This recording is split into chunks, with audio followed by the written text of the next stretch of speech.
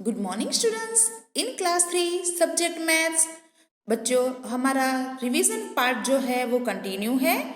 तो आज के इस रिवीजन में मनी से रिलेटेड मल्टीप्लिकेशन, एडिशन, सब्ट्रैक्शन और डिवीजन सम हम देखते हैं। ये आपको आते ही है लेकिन फिर भी एक बार हम रिवाइज कर लेते हैं। ₹34 मल्टीप्लाई 2, इसमें हमें मल्टीप्लाई करना है द गिवन मनी का। ठीक है, जो नंबर्स है वो मनी है। ₹34 को मल्टीप्लाई करना है 2, तो हमें इस तरह से पहले तो अरेंज करना है। ₹34 मल्टीप्लाई 2, 2 4 जा 8 एंड 2 3 जा 6।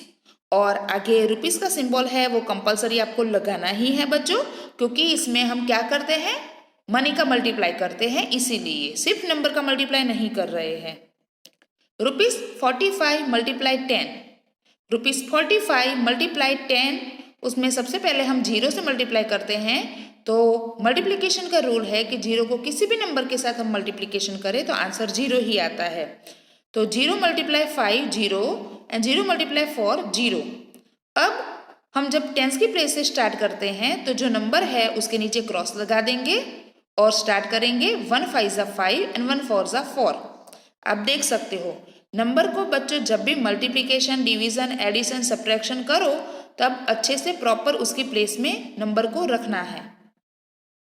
नाउ 0 0 0 0 5 5 एंड 4 के ऊपर कोई नंबर नहीं है तो 4। उसके आगे सिंबल है रुपीस का, तो ₹45 multiply 10 is equal ₹450। Now subtract the given money. ₹63.25 minus ₹25.50। अब हमें इसको अरेंज करना है, तो पहले लिखेंगे ₹63.25 माइनस ₹25.50। 5 में से 0 कट होगा 5, अब 2 में से 5 कट नहीं होगा तो हमें 3 के पास से बोरो लेना है। ठीक है, तो वहां पर 12 हो जाएगा, जो रेड कलर से लिखा है ना वो बोरो लिए हुए नंबर है। तो 12 माइनस 5 होगा 7, और 3 के ऊपर 2 है तो 2 में से 5 कट नहीं होगा, तो अगेन हम 6 के पास से बोरो लेंगे तो वहां पर भी ऊपर 12 आएगा। तो 12 माइनस 5 होगा 7, और 6 के ऊपर हम 5 रखेंगे। 5 माइनस 2 इज इक्वल 3। ठीक है, हमने 2 में से 5 कट नहीं हो रहा था तो 3 के पास से बोरो लिया। अब 3 के ऊपर 2 है तो 2 में से 5 कट नहीं हो रहा है, इसलिए हमने अगेन 10 बोरो किया, तो 10 + 2 12 होगा वहां पर, और 6 के ऊपर 5। अब माइनस किया तो जो डिफरेंस है वो है ₹37.75।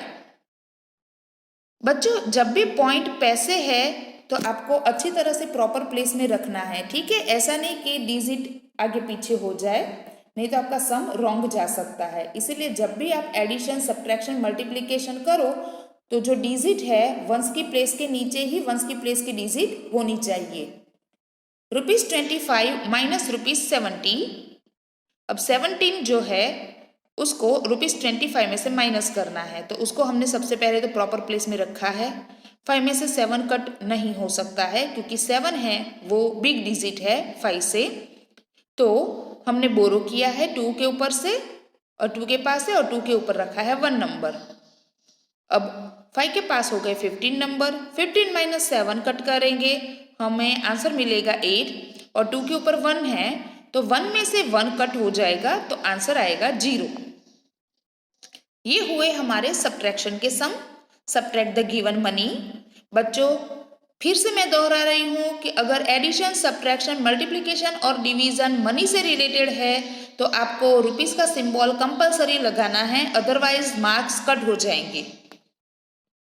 Add the given money. ₹25.50 plus ₹60.0। अब 60.00 इसीलिए लगाया है हमने क्योंकि सिर्फ ₹60 है, लेकिन हमें जो प्लस है उसमें ₹25.50 है, इसलिए हमने पीछे 00 लगाया है। तो आपको जब भी अरेंज करो तो कुछ इस तरह से अरेंज करना जैसे आपको स्क्रीन पर दिख रहा है। 0 0 0, 5 + 0 5, 5 + 0 पॉइंट लगा के अगेन 5 एंड 2 + 6 8। ₹85.50 ये हमारा आंसर है। ₹25.50 प्लस ₹60 करे तो आंसर हमारा जो है, ठीक है, जो हमारा सम बना है वो है ₹85.50। 50. Now rupees 53.25 प्लस रुपीज 62.75, इसका जो सम है 5 + 5 10, कैरी 1, 1 + 2 3, 3 + 7 10, पॉइंट कैरी 1 गई 3 के ऊपर, 1 + 3 4, 4 + 2 6 एंड 5 + 6 = 11।